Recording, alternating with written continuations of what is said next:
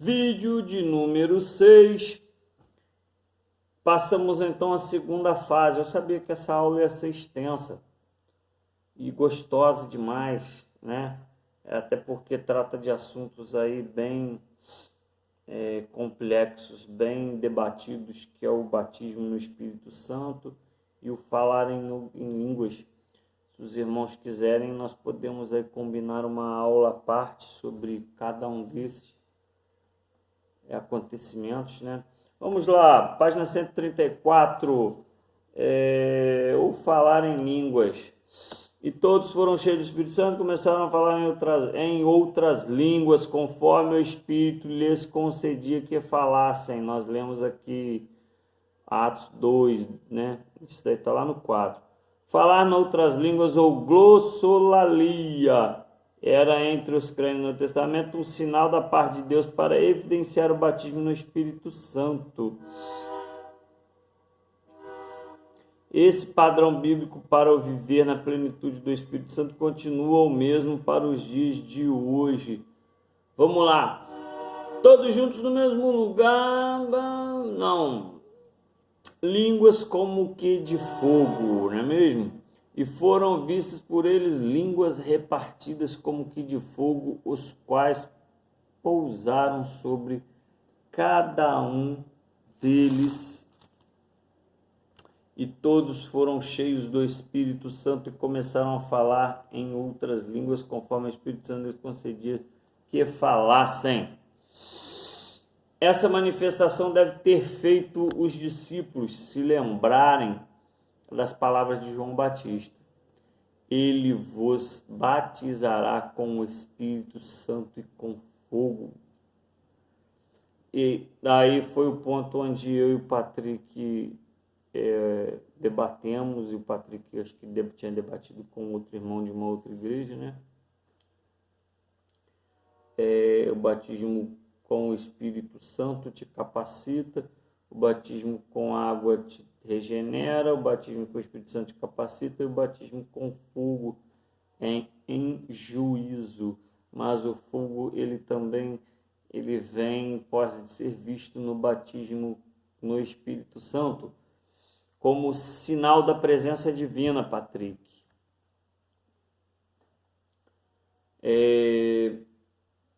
Eles lembraram então das palavras de João Batista, né? Diante de seus olhos tinham a evidência física do cumprimento dessa profecia, né? Mas independentemente disso, todo judeu entenderia muito bem que o fogo proclamava a presença de Deus, trazendo à sua memória incidentes como a sarça ardente, lembra lá a sarça ardente, Êxodo?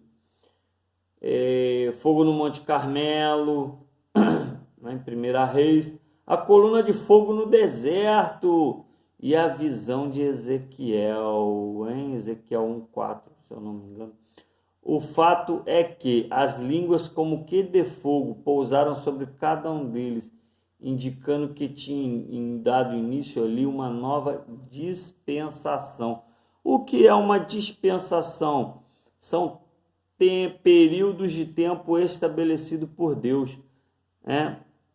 Dado início ali uma nova dispensação, na qual o Espírito de Deus já não seria concedido à comunidade como um todo, e sim a cada membro individualmente, né? As línguas repartidas como que de fogo indicavam que o dom sobrenatural de línguas tinha sido ortogado a esse grupo de pessoas. O Espírito, como fogo, ilumina, purifica e é aquele que se propaga. Amém? Então, partindo para o versículo 4, né? Capítulo 2, versículo 4, alguns fatores importantes com respeito ao falar em línguas. O que produz essa manifestação, né? O impacto do Espírito de Deus sobre a alma humana é tão direto e com tanto poder que sua mente fica totalmente controlada por ele, passando a se expressar no momento do batismo em línguas estranhas. Assim, fica meio esquisito línguas estranhas. Eu gosto de dizer em outras línguas, né? Para os discípulos, o falar em línguas era a evidência de estarem completamente controlados pelo poder do Espírito que lhes fora prometido por Cristo. Quando uma pessoa reconhece estar falando através de uma língua que nunca aprendeu, pode ter a certeza de que um poder sobrenatural passou a assumir seu controle. O que aconteceu lá no dia de Pentecostes? Os presentes ali, cidadãos judeus de várias nações, eles falaram outras línguas. A glossolalia é falar em línguas. Falar em outras línguas nós chamamos de idiomologia. O que é a idiomologia? Eu, brasileiro, falo português e no mesma igreja que eu estou está o africano, o angolano. Então, em dado momento, eu falo o evangelho em português e ele por si entende no dialeto dele. E ele também propaga o evangelho no dialeto dele e eu entendo em português. Esse evento é chamado idiomologia. Foi isso que aconteceu lá. Vamos colocar assim, um judeu, ele falava em hebraico, enquanto o grego, ele entendia em grego. Foi isso que aconteceu naquele grande dia.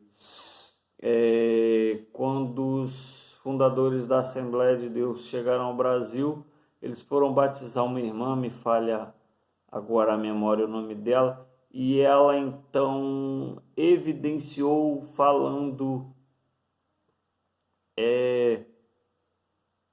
com aqueles irmãos no hebraico, e um judeu que estava presente, que duvidava dos dons espirituais do falar de línguas, evidenciou isso, entendeu perfeitamente o que ela estava transmitindo, ela estava falando o evangelho em hebraico, né?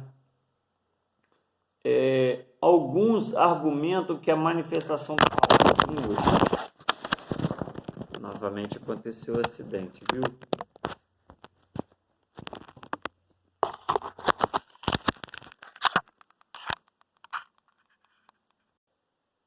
Como eu disse, nós não iríamos evidenciar aqui opiniões próprias e sim teológicas a respeito disso, né? Não podemos concordar com que as línguas foram limitadas apenas à época dos apóstolos como forma de ajudá-los, né, a estabelecer o cristianismo. Não podemos concordar com isso. O Novo Testamento não há nada que sugira isso. Pelo contrário, a própria história da igreja prova que Deus continua a dispensar esse precioso dom a tantos quanto o buscam. Não é mesmo? O verdadeiro fará línguas, a línguas como manifestação do Espírito, a línguas como sinal externo inicial do batismo no Espírito Santo, as línguas como os dons. Vou ler aqui, página 135. Falar em outras línguas também é descrito como um dos dons concedidos ao crente pelo Espírito Santo. O falar em outras línguas seguido de interpretação também pelo Espírito em culto público como mensagem verbal à congregação para a sua edificação espiritual. Para a sua edificação espiritual. Falar em outras línguas pelo crente para dirigir-se a Deus nas suas devoções particulares e deste modo edificar sua vida espiritual. Significa falar ao nível do Espírito, com o propósito de orar, dar graças ou cantar. Outras línguas, porém falsas. testemunho em Jerusalém, doutrina do Espírito Santo. A pessoa do Espírito Santo, vocês já estudaram isso com o professor Marcos, a doutrina do Espírito Santo, mas deem uma lida aí, por favor, né? No resto da nossa apostila, para não podermos sugar aí tantos irmãos. Amém? Olha esse finalzinho aqui. Atos é o único livro inacabado da Bíblia. Observe a maneira brusca como que termina. De que outro modo poderia terminar? Como poderia haver uma narrativa completa da obra e da vida de uma pessoa que ainda vive? Nosso Senhor, que ressuscitou e ascendeu aos céus, ainda vive. Do centro, Cristo projeta-se as linhas em todas as direções, mas os confins da terra ainda não foram alcançados. O livro marca apenas o começo. O Evangelho de Cristo prossegue. Estamos ainda vivendo Atos. Ele é o único livro da Bíblia que não fechou. Eu li algo que eles atribuem como se o Apocalipse fosse o final do livro de Atos. Isso daí os estudiosos apontam, né, para essa tese. Por que não? Haja visto que o Apocalipse ele é a revelação, né, do fim dos tempos, daquilo que há de vir. Mas enquanto é isso, nós vivemos o presente, não é mesmo? O ato. Amém, amém? Maravilha, então.